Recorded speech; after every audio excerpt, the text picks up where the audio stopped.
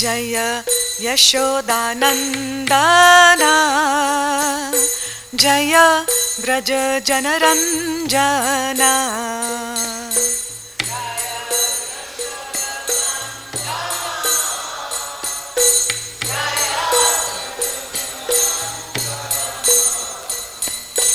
जय यशोदानन्दना जय व्रज जनरञ्जना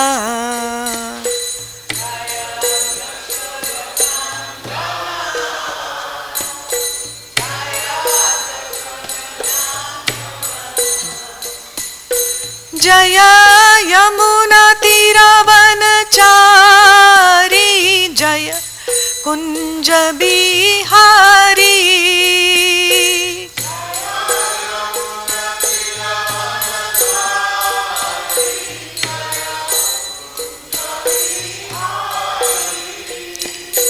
जय यमुनातीरवनचारी जय कुंज बिहारी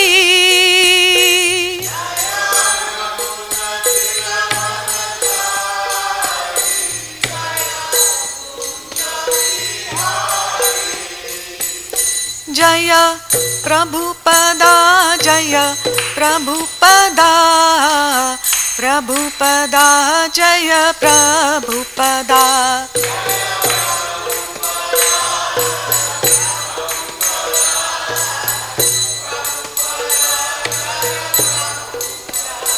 जय गुरुदेवा गुरुदेवा गुरुदेवा जय गुरुदेवा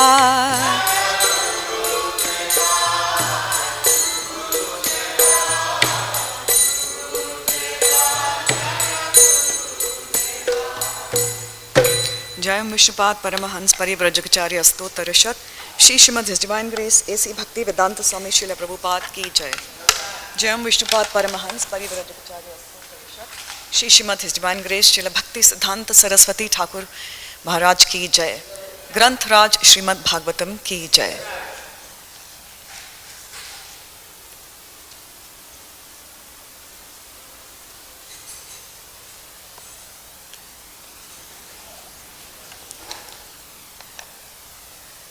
We are reading from Canto 3, Chapter 32, text number 19, entitled Entanglement in Fruitive Activities. Om Namo Bhagavate Vasudevaya. Om Namo Bhagavate Vasudevaya.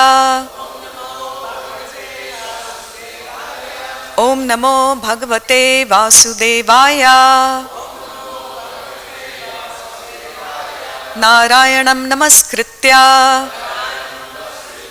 Naram Chaiva Narottamam Devim Saraswatim Vyasam Tato Jayam Udirayet Nashtaprayeshva Bhadreshu Nityam Bhagavata Sevaya Bhagavati Uttama Shloke Bhaktir Bhavati Naishtaki 3:32:19. Kindly repeat. Nunam Daivena Vihata Ye Chachuta Katha Sudham Hitva Shrinvanti Asadgataha Purisam Iva Vid Bhujaha Nunam Daivena Vihata Ye Chachuta Katha Shudham Hitva Shrinvanti Asadgataha Purisham Eva Vidbhuja Nunam Daivena Vihata Ye Chachuta Katha Sudham Hitva Shrinvanti Asadgataha Purisham Eva Vidbhujaha नूनं दैवेन विहता ये चाच्युत कथा सुधाम हित्वा शृण्वन्त्य असद्गातः पूरिशम् इव विद्भुजः।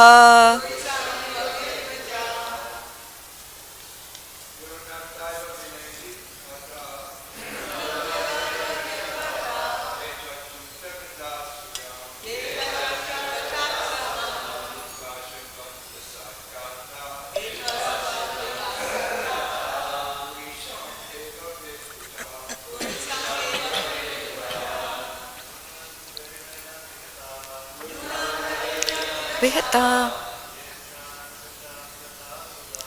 ये चाच्युता कथा सुधाम हित्वा शृण्वन्ति असद्गातः पूरिशामेव विद्भुजा।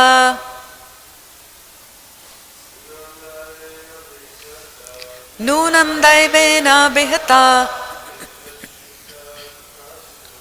ये चाच्युता कथा सुधाम हित्वा शृण्वन्ति असत्कातः पूरिशामेव विद्भुजः। वैष्णवीस् नूनं दैवेन विहता ये चाच्युता कथा सुधाम हित्वा शृण्वन्ति असत्कातः पूरिशामेव विद्भुजः। नूनं दैवेन विहिता ये चाच्युता कथा सुधाम हित्वा शृण्वन्ति असत्कातः पूरिशामेव विद्भुजः। Synonyms, please respond. Nunam, certainly. Daivena, by the order of the Lord. Vihataha, condemned. Ye, those who. Cha, also. Achyuta, of the infallible Lord. Katha, stories. Sudham, nectar. Hitva, having given up. Shrinvanti, they hear. Asadgataha, stories about materialistic persons. Purisham, stool. Iva, like. Vidbhuja, stool eaters, hogs. Translation and purport by His Divine Grace A.C. Bhaktivedanta Swami Srila Prabhupada. Such persons are condemned by the supreme order of the Lord because they are averse to the nectar of the activities of the Supreme Personality of Godhead. They are compared to stool-eating hogs. They give up hearing the transcendental activities of the Lord and indulge in hearing of the abominable activities of materialistic persons. Kindly repeat. Such persons are condemned by the supreme order of the Lord because they are averse to the nectar of the activities of the Supreme Personality of Godhead. They are compared to stool-eating hogs. They give up hearing the transcendental activities of the Lord and indulge in hearing of the abominable activities of materialistic persons. Purport. Everyone is addicted to hearing of the activities of another person, whether a politician or a rich man or an imaginary character whose activities are created in a novel. There are so many nonsensical literatures, stories, and books of speculative philosophy. Materialistic persons are very interested in reading such literature, but when they are presented with genuine books of knowledge like Srimad Bhagavatam, Bhagavad Gita, Vishnu Puran, or other scriptures of the world, such as the Bible and Quran, They are not interested. These persons are condemned by the supreme order as much as a hog is condemned. The hog is interested in eating stool. If the hog is offered some nice preparation made of condensed milk or ghee, he won't like it. He would prefer obnoxious, bad-smelling stool, which he finds very relishable. Materialistic persons are considered condemned because they are interested in hellish activities and not in transcendental activities. The message of the Lord's activities is nectar. And besides that message, any information in which we may be interested is actually hellish. Translation once again. Such persons are condemned by the supreme order of the Lord because they are averse to the nectar of the activities of the Supreme Personality of Godhead. They are compared to stool-eating hogs. They give up hearing the transcendental activities of the Lord and indulge in hearing of the abominable activities of materialistic persons. Om Ajnanatimirandhasya Jnananjana Shalakaya Chakshur Umilitam Yena Tasmai Shri Guruve Namaha. Hare Krishna. Thank you for giving me the opportunity of reading and talking about this magnificent scripture. And we are continuing with chapter 32, where it is mentioned how the materialistic people are just not interested in spiritual topics, and rather they get inclined and attracted to all the, Srila Prabhupada writes, speculative philosophy, which is nonsensical literatures and newspapers and novels and books and so forth. So I did a little bit of research yesterday to find out, as of today in 2025, how many newspapers are existing in the world, different types of newspapers. And then the World Association of Newspapers and News Publishers indicates that there are 18,000 different newspapers in the entire world. That's a huge number, 18,000. And the revenue which is generated because of the readership of these newspapers is close to 150 billion US dollars. That's the amount of reading that is going on. But that's not qualitative reading. And it is also mentioned that the combined circulation of 500 different US newspapers equals about $10 million, which is much smaller than 50 million, which was about 20 years ago. So that indicates people are still reading, but they have moved to the digital platform now. And I'll talk a little bit about the dangers of scrolling down the digital platform here. It causes a lot of problem in the brains. So at this point, we have to wonder, I have a lot of questions here.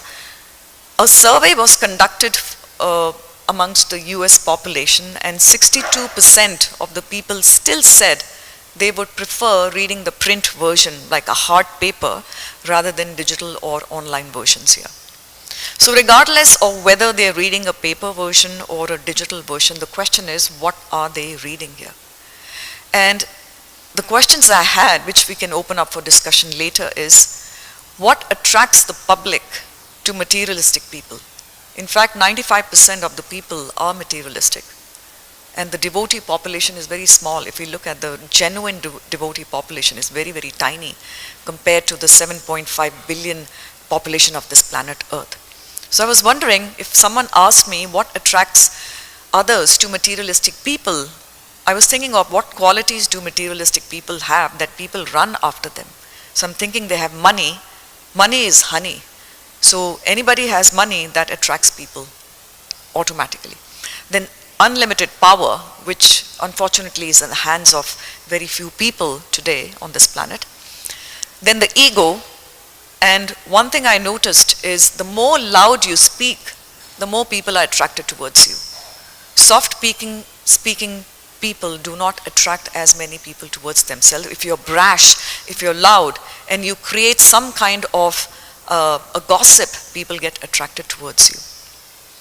Then the second question I had was, why is there more news about corrupt politicians in these newspapers rather than glorifying noble doctors and noble scientists? Why don't people focus more on positive inventions which are happening in the world? And there's plenty, and I can speak about it because I'm coming from the scientific stream. There's a lot of good things happening in science, but the first few pages, if you read the news, is all about sleaze and gossip and who did what and just, people fighting. So why is this the main focus? Why is there so much negativity in the world? What attracts the people towards this? Because it provides more excitement. And today's newspapers, what do they cover? For those of you who still read newspapers, it's basically gossip. Who said what to whom? And people get titillated. Their senses get titillated, and they actually resort to enjoying the sleaze which is covered in the newspapers. And this is what Srila Prabhupada has written here, nonsensical literatures. These do not discuss Krishna or his activities, or Krishna's pastimes or his beauty. So people are just reading something very inferior. Unfortunately, that reading is actually going to get lodged in their brains and keep them bound to the cycle of birth and death, because they're not reading about Krishna. And third question, which is very predominant, especially for children today, is why do people get so absorbed in characters which are so illusory, such as animations and cartoons, that people are made to believe that these are real in life. And even little children start crying when you tell them Mickey Mouse has gone away. People start crying, little children. And they say, where is Mickey Mouse? Mickey Mouse is my best friend.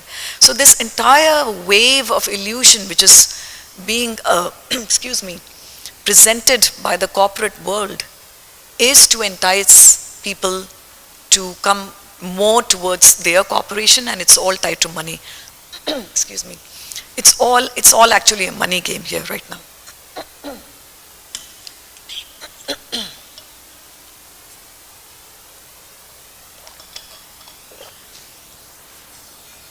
In fact, I know of certain of my nieces and nephews who are just about 2 or 3 years of age. And when you take the animated characters away from them, they start howling, thinking that these little characters or whatever is coming in the movies is actually part of their life. And of course, once they grow, they wean away, but during the formative years, they are so attracted to illusory characters. And if you show them that this is Lord Ram, this is Madhu Mangal, or these are the Gopas and the Sakhas, there's so much nectar in them, but they don't get exposed to them. That's the unfortunate thing. And my final question is here, what does Krishna's condemnation take the form of, which I'm going to talk about just a moment here. And the interesting analogy which is given here in the translation is how the hog prefers eating stool rather than a gulab jamun or a ghee or something sweet. Even if you give something palatable to the hog, it's not going to eat it. So hog is basically eating very dirty things, essentially stool. And I was doing a little bit more research, and I was looking into people who eat, sorry for being so graphic, but then it's talking about stool and hog, so I figured I'll just talk about this. When people eat sausage, what exactly is sausage? Does anyone know what is sausage? Yes, bro. Please go ahead. It is the intestines of certain animals, and the intestines contain undigested matter, toxins, and fecal matter. So you can imagine what the ideology, what the mental equilibrium of people is going to be like if they eat such dirty stuff here. So Vedabase is my favorite to-go portal for finding out different things, and I just googled on Vedabase how many times Srila Prabhupada used the word stool in his books and his lectures, and it was 1,143 times. That's huge. And that includes lectures, walks, and books. And I'm going to read a little letter that Srila Prabhupada wrote to Dr. Wolf in Honolulu in 1976. Quote, "In this material world, to say this is good and this is bad has no value. To us, everything material is bad as it is lacking Krishna consciousness, just like wet stool and dry stool. Stool is stool, but somebody is saying that wet stool is better than dry stool. What is this good and bad? The top side of some stool is dry and the bottom side is wet. But anyway you take it, the material world is stool and it must be given up. Therefore, we are trying to get out of the material world and go back to home, back to Godhead." And this is very telling to us. When Srila Prabhupada says stool is stool, doesn't matter wet or dry. This material world, whichever angle you're going to look from, whether you're looking from the air, or looking from the bottom of the ocean or the soil or the four directions, it is a place of misery. One cannot say I am living in California where the weather is the best in the world, or Hawaii where the weather is really nice, so this place is more pleasing to me than other places. All the material miseries are equally predominant in California as they are predominant in countries like Sudan or other, not so privileged countries here. So that's basically the nature of the material world here. And then it is mentioned here, what does Krishna's condemnation take the form of? When we say Krishna condemns people, what does that mean? If we were to say that God is going to condemn you, immediately people will think, well, your God is very cruel, because God is supposed to be very kind-hearted and compassionate. So why does God condemn us? So here I'm going to read what Srila Prabhupada has written here, and it's equally important, where there's several here, but I'm going to read one, which is letter to His Grace Revati Nandan Prabhu in 1970 in Los Angeles. Quote, regarding your question about the various demoniac species of life, the Lord's condemnation, although appearing to be very harsh, is not so. The Lord being absolute, His condemnation is as good as His blessings. This is a very important statement. Whenever the Lord or any one of His pure devotees condemns somebody, it is to be taken as a blessing. You know that the great sage Narad condemned the sons of Kuvera to become trees, but as a result of this, they were able to see Lord Krishna, which is very difficult even for the great mystic yogis. And another one, this is Bhagavatam 1.8.18 in Mayapur, quote, so although this material world is condemned, dukhalim ashashvatam, it is also Krishna's kingdom, because everything belongs to God, Krishna. So this condemned place is created for suffering of the condemned persons. Who are condemned? Those who have forgotten Krishna and want to become happy independently. They are all condemned demons. And those who are surrendered to Krishna, they are not condemned. So it is mentioned here that Lord Krishna's condemnation is also regarded as a blessing in itself. And here it is mentioned in the purport here, Srila Prabhupada writes here, the message of the Lord's activities is nectar, and besides that message, any information in which we may be interested is actually hellish. So when we go to school, we don't have a control over our children. Whatever the state has decided, the government has decided, they have to read those books, whether it's novels or other kinds of literature.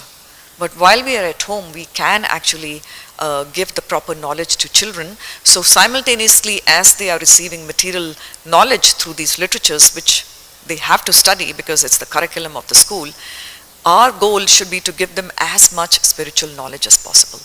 In fact, when you read the Bhagavatam and other scriptures, this full of stories. In fact, there's so much intrigue, so much suspense, so much humor, love, joy. All kinds of emotion are existing in Krishna's pastimes. Whether he's killing Putana, or he's feeding Madhu Mangal laddus, or he's playing with Mother Radharani and so forth. All kinds of emotions are present in Krishna's pastimes. So what is the need to read all these novels which are fictional and put us more into philosophical speculation? And then I was looking at how grand our literatures are, and I was completely baffled. Yesterday I did a little bit of research from major websites, how many scriptures exist in the so-called Vedic tradition. And it's absolutely mind-boggling. I'm just going to mention a few because we're talking about literatures and scriptures here.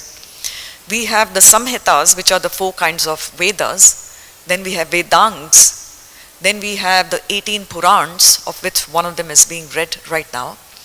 Then we have the Upanishads, which are 13 in number. Then the Itihasas are of 2, Ramayana and Mahabharata. Then there is Dharma Shastras, which are 3 in number. Then there's Darshanas, which are 6 in number. Upavedas, which are 5 in number. Agamas, which are 3 in numbers. Then there's Mahapurans, then Upapurans, and then Dharma Shastras, which are 3 in number, and the list goes on and on and on. And we talk about Kavya, we talk about social sciences, we talk about other poets and Bhakti Shastras. So this list is so exhaustive here that even if we start reading all of these books in this one lifetime, we will not be able to cover them. It's impossible to cover this. And then when I did a little bit more research to find out which are the very long and extensive scriptures, undoubtedly Mahabharata comes number one on the top with more than 200,000 verses, followed by Ramayana. This is at the world level, not just at the Vedic level. Then Ramayana, which is 25,000 verses. Then we have Bhagavatam, which is 18,000 verses. And then we have the Western literatures like the Greek Odyssey and Iliad, which is about 15,000 to 12,000 scriptures. The Quran has about 6,300 verses. So when we have such amazing literatures, Mahabharata and Ramayana, then we should make all effort to read these first before we read anything else. But the world is so magnetic, and we are in the material world. In fact, when I talk to some people, they ask me a very interesting question that you have taken to a devotional service and you are dedicating your life to God. So does that mean you are immune to the three modes of material nature and you are not getting impacted by the Lord's inferior energy? So this question comes up. And I say, no. Regardless of what my direction is, I am still living in the material world, and these three material modes are definitely playing around me like magnetic fields. But, so what is the difference between those of us who are taking to Krishna consciousness versus those who are not? The literature, Guru, Sadhu and Shastra give us the understanding and the education how to deal with all these adversities that are coming in our life. Whether it's Adi Devika, Adi Bhautika or Adhyatmika. All those three miseries are going to come, whether we are devotees or non-devotees. So what makes us different is how we handle those miseries. That is the key difference between a devotee and a non-devotee. So we don't get provoked. We know the nature of this world is to give us a lot of miseries. But how do we handle that? Do we go into depression, or do we compose ourselves, become sober? And the word used in the Gita is dhira. Do we become dhira, sober people, and understand all these miseries are temporary and these are all a passing phase, and my only goal in life is to get out of these miseries once and for all, not keep on coming back again and again through transmigration. So with that outlook and with that composure and that understanding, a devotee knows how to deal with these adversities which are coming in life. But having said that, it is not as easy as I'm making it sound to be. We are all humans, we have emotions, so we do get impacted by people who are very close to us. If somebody who is very close to us suffers pain and hurt, we do get impacted. So we are naturally human beings. We have a heart, we have emotions.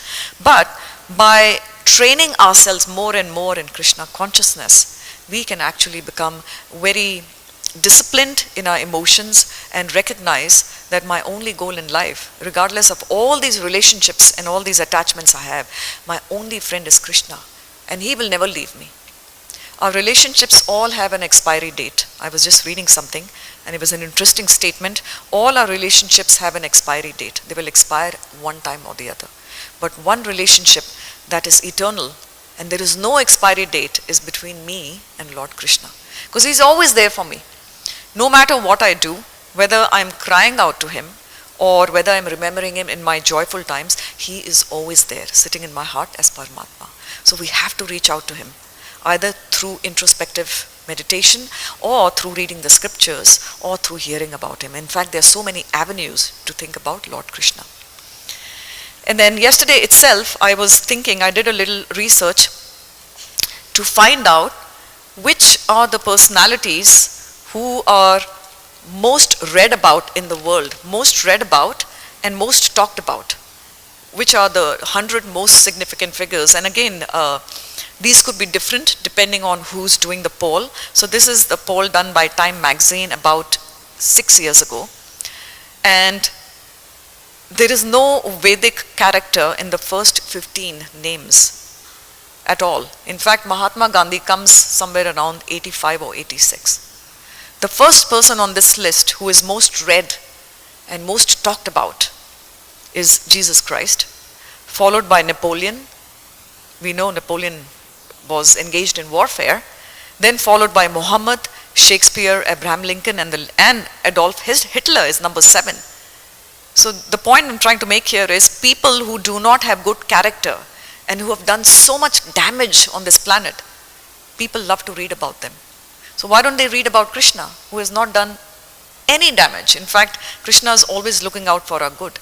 So I was quite disappointed when I read this list. I was thinking that maybe I read the first 100 names and the only so-called person from the Indian heritage was Mahatma Gandhi, and somewhere around 84 or 85. So that was kind of disappointing here. So when we say, it's mentioned here, that genuine books of knowledge like Bhagavatam, Bhagavad Gita and Vishnu Puran, but people are not interested in this. So this is a very sad state of affairs here, and that is why I was listening to His Grace Bhigupati Prabhu's class yesterday, and something really struck me what he said, that we are supposed to read Krishna book every night before we go to bed. And then I was thinking to myself, I was cooking, I was listening to your class, and I said, oh my God, when did I read Krishna book the last time? And I didn't remember, and that really struck like a knife in my heart. I'm reading other books for Bhakti Shastri, but I'm not reading Krishna book. And Krishna book is total nectar, because if you read Krishna book and you read Krishna's pastimes, you'll have a nice sleep, because you're thinking of Krishna's sweet pastimes. So that was a sobering thought, that we are not doing what we're supposed to do. At least I'm not doing it. So, when senior devotees give us guidance and give us recollection of Srila Prabhupada's instructions, it really behooves us to follow them diligently. And then one thing I really want to point out is, no matter how advanced the world becomes with artificial intelligence and digital publications, and everything is kind of coming through blue light in our eyes, paper version is the absolute best. And that's why, all glories to the book distributors who have been distributing for years and years and years. And they are distributing these books which are so wonderful to behold.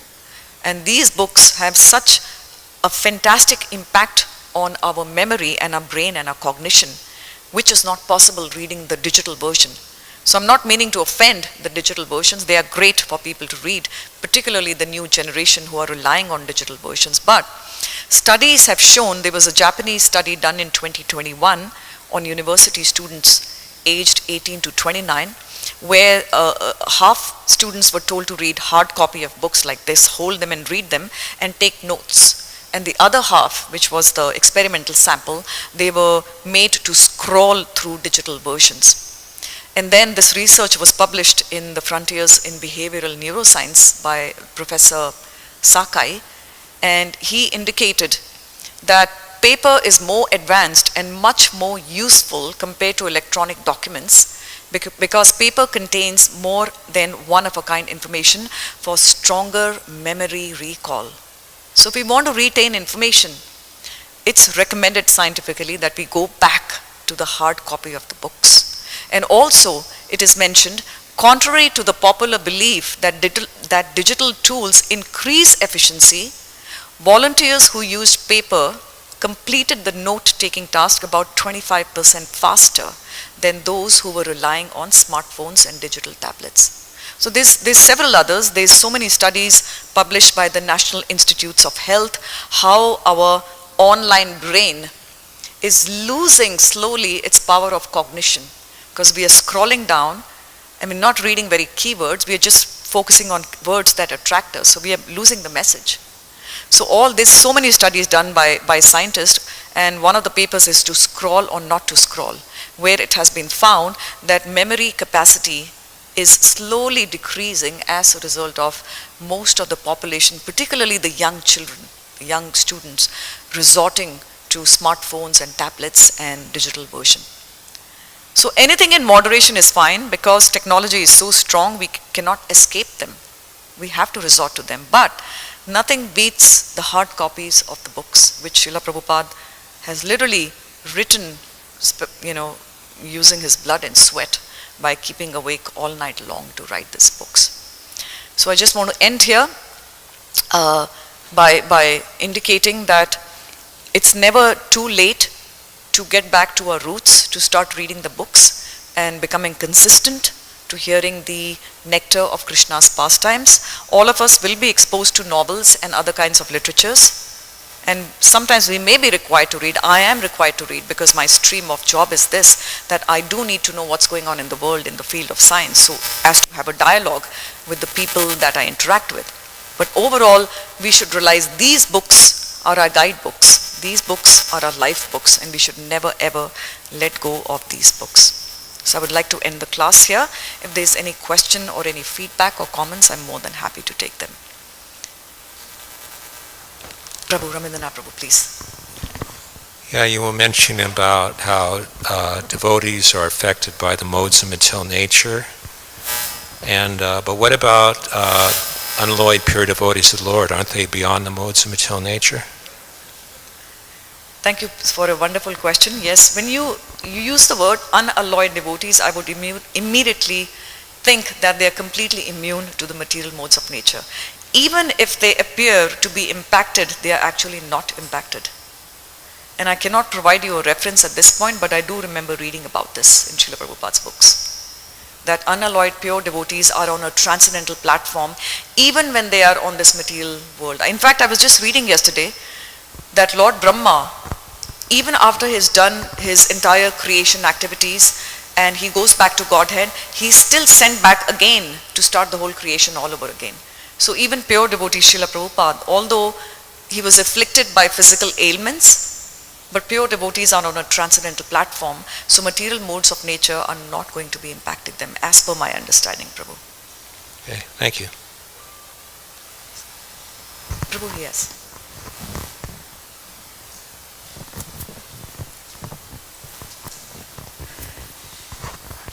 Thank you for a very nice class, as always. It seems in the purport, Prabhupada is giving some credence or some credit to the Bible and the Quran. And I've never heard him say anything about, I can't remember hearing him say anything about the Quran, but I definitely have heard him say things that about the Bible that were not, like we'll say some of the Bible is written by the saint, this saint, that. It is not what Jesus Christ said. What Jesus Christ said, that thou shalt not kill, that they don't do. And other remarks along those lines. So why do you think Prabhupada in this purport is kind of giving them some, like a status as a transcendental or something worth reading? Other occasions, no. But what's your thoughts on that? My understanding would be, unfortunately, we don't have a version which says Bible as it is. We don't have it. So my understanding, although I have not read the Bible or Quran for that matter in the entirety, is the Bible has been modified and reinterpreted so many times that what we have currently is probably not what Jesus Christ was intending for the Christian individuals to really follow. So one example is thou shalt not kill. So Srila Prabhupada has mentioned in so many lectures and his walks, you can follow any religion, but if you're a Christian, become a good Christian. And so which means follow what Jesus Christ is intending to tell you. And classic example, thou shalt not kill, that's a very common one. So when, based on my understanding, and Prabhu please correct me, is when he's saying such as the Bible and the Quran, he is kind of appealing to people of different denominations and different religions, that whatever you follow, learn to love God as per your religion, as has been given to you by the unmodified, originally stated scriptures. But those don't exist today because they've been modified so many times. So I think for a more far-reaching effort, Srila Prabhupada is reaching out to people of all kinds of religious denominations to ensure that these books do have a sacred value because they are scriptures. So better to read a Bible and a Quran than maybe New York Post. So that kind of comparison is being made here as per my understanding.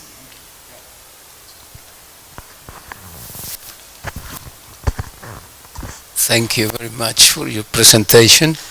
I have a reflection of what you all the things that were mentioned there, that most of the devotees were aware that is just a reflection of what is in the spiritual world. Like beauty, fame, opulence, that's what the conditioned souls are looking after. But we have it in Krishna. Ultimately, we are looking for Krishna. But another observation that I had is that, how is it that, even a long time ago I've been thinking that, since we have the most material, with excitement, with a lot of interesting things to show to the world, they go for the, like you say, the stool. And is it maybe the marketing thing? Because, for example, you have the famous story of Harry Potter. Even at the time that the lady was trying to search for the person who can publish that book, they were declined. And eventually someone took it. And it was just marketing, and it's like, successful. So we do have all those things. But sometimes I have mixed, maybe made my own interpretation. I thought, well, as soon as people see that there's something religious there, it's about God, nobody becomes, they just immediately reject it, no matter how important it can be. It might be for you, for your group, but not for the rest of the world. But then at the same time, when you were mentioning about how is it that among the most prominent, literatures I've been reading, you mentioned the Quran. And then I thought, but we had more to show. Correct. So then I don't know why. So that was my question also, which I opened up. What attracts people to inferior things? Because for them, these are not inferior. One can say that Maya is just trapping them because they're not showing any inclination to go towards the Lord. And also, sometimes people say religion is for the sentimentalists. And sometimes they even go on to say religion is for the losers who cannot make it in the world. And nothing could be further away than that. We know that. Because we are getting the highest knowledge on how to get connected with God. But for the other party, for them it is all about making money, rising high in life. It is said the higher your life, the greater your fall is going to be, essentially. So what attracts people to inferior things could be so many different reasons. But to me, it seems like when Krishna finds that people are not interested in turning towards him, then Maya is doing her job in a very fantastic way. And she's Krishna's energy, she's his servant. So she's been delegated to do this job, and she's doing really well. But at the same time, if we take one step towards the Lord, he takes 10 towards us. So it's such a fine line between, just reaching out to the Lord. Even one time, Srila Prabhupada says, what to speak of reading the whole book. Even if somebody reads one word from my book and even chants Krishna once, their life will be successful. So I would say, sadly, 95% of the people are not resorting to scriptures and literatures which are beneficial for them. So that is why. Sorry, Prabhu? 99. You know better because you're distributing 99, which is even more sobering and very disappointing, actually. Because we are all humans and we don't want to be caught up in the cycle of eating, sleeping, mating, defending, because then we'll come back as hogs and we'll be forced to eat stool, whether we like it or not. Sorry to end on that negative note, but that's the reality. This. Thank you. I was wondering if you could clarify, you said that every relationship has their expiration date, Krishna is your only friend. I wanted you to clarify, being it sound like our karmas interact, so the fact that we're here associating with each other means that we've known each other in the past lives, etc. So. Correct. Yeah, so in fact I just read this yesterday, every relationship has an expiry date. People are taken away from us at the time of death. So that relationship ends. And now there's two schools of thought where people say that through the process of transmigration, people come back in the same family, and that's not true. In fact, I'm reading Ian Stevenson's book right now. People don't come naturally back to the same family unless there is undue attachment between, let's say, example, husband and wife, And it is mentioned in the next life, the wife will come back as a husband and the husband will come back as a wife. But that's in the case of very strong attraction. But overall, we don't know what our destination is going to be. Depending on our karma, we may be demoted down to the animal kingdom, or we may reach the heavenly planets. So it's not necessary that we have the same relationships back when we come back in a subsequent lifetime. Yes.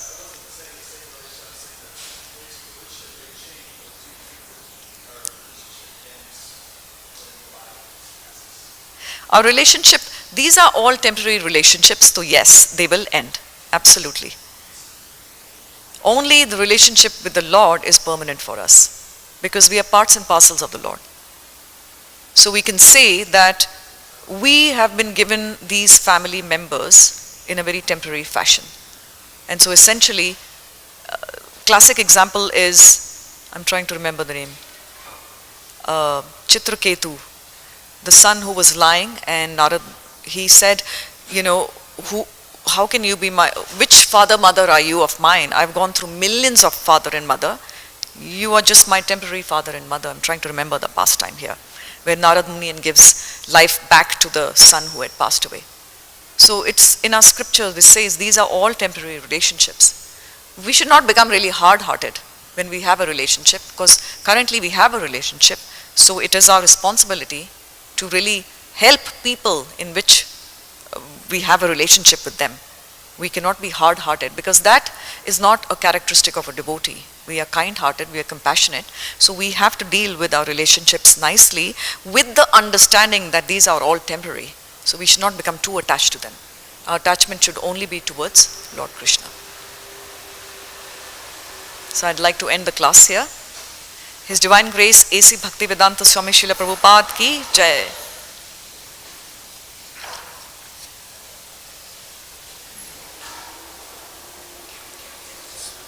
Sure, I've written.